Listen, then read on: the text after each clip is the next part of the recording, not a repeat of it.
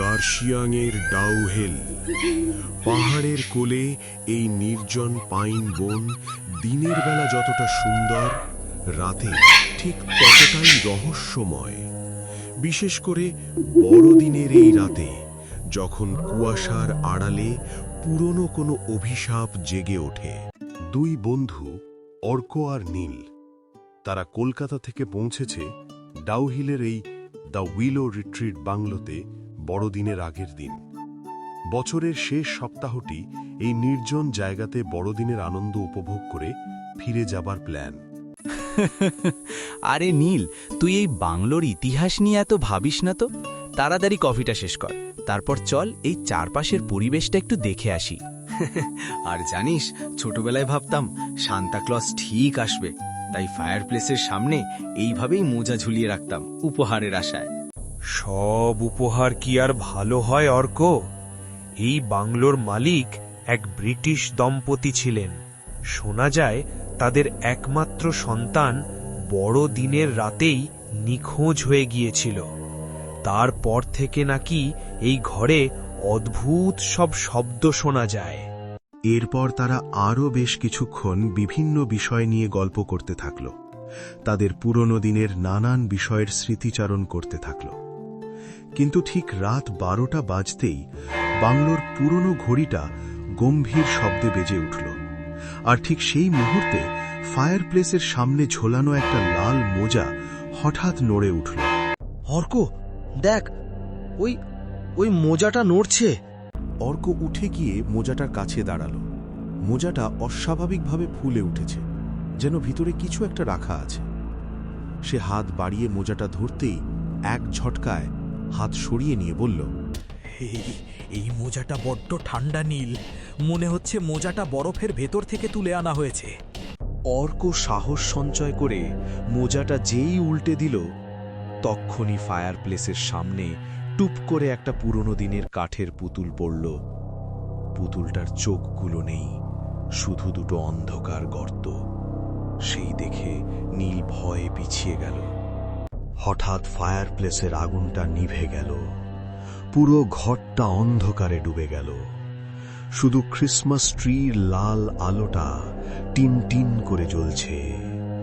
সেই লাল আলোয় দেখা গেল নিচে পড়ে থাকা পুতুলটা আর নেই। অর্ক চিৎকার করে নীলকে ডেকে উঠল, কিন্তু তার কোনো আওয়াজ সে শুনতে পেল না। শুধু শুনতে পেল কেউ যেন ভারী কিছু টেনে নিয়ে যাচ্ছে ঘরের বাইরে। অর্ক মোবাইল ফোন থেকে টর্চ জেলে সামনের দিকে এগোতেই দেখল মাটিতে চাপ চাপ টাটকা রক্তের দাগ। আর এই দাগগুলো গিয়েছে ঘরের ভিতরে ওই বড় মোজাটার মধ্যে। কিন্তু ওই মোজাটা আরো বড় হয়ে গেছে এখন, ঠিক একটা মানুষের আকৃতির মতো। মোজাটার ভিতর থেকে নীলের আর্তনাদ ভেসে এলো। অর্ক, বাঁচা আমাকে, আমাকে বাঁচা। ও আসছে, ও আমাকে মেরে ফেলবে। অর্ক ভয়ে দৌড়ে ঘরের বাইরে পালাতে চাইল, কিন্তু দেখল দরজাটা ভেতর থেকে বন্ধ। সে ঘুরে তাকাতেই দেখল সেই চোখহীন কাঠের পুতুলটা এখন বিশাল আকার ধারণ করেছে।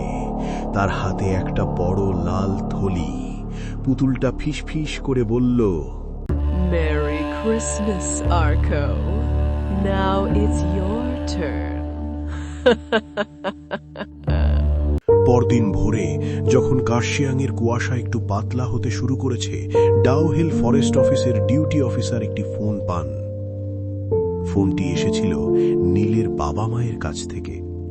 তারা কলকাতা থেকে গতরাত থেকেই নীল আর অর্ককে ফোন করার চেষ্টা করছিলেন, কিন্তু কারো ফোনই পাওয়া যাচ্ছিল না। শেষবার অর্কের ফোন থেকে একটি অস্পষ্ট ভয়েস মেসেজ গিয়েছিল তার ভাইয়ের কাছে, যাতে শুধু গোঙানির শব্দ আর পাইন বনের বাতাসের শীষের আওয়াজ ছিল।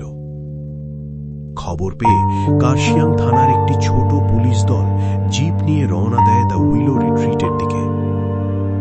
ডাউহিলের সেই নির্জন পাহাড়ি রাস্তা, যাকে স্থানীয়রা ডেথ রুট বলে ডাকে, সেই রাস্তা দিয়ে যাওয়ার সময় কনস্টেবলরা এক অদ্ভুত শীতলতা অনুভব করছিলেন।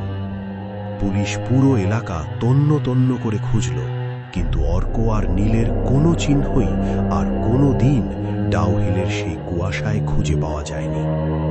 স্থানীয় মানুষ আজও বিশ্বাস করে বড়দিনের রাতে যারা দ্য উইলো রিট্রিটে যায় তারা আর কোনোদিন ফিরে আসে না। নমস্কার বন্ধুরা, আমি নীল। আমাদের আজকের উপস্থাপনা লাল মোজার অভিশাপ আপনাদের কেমন লাগলো তা আমাদের কমেন্ট করে অবশ্যই জানাবেন। নমস্কার, আমি অর্ক।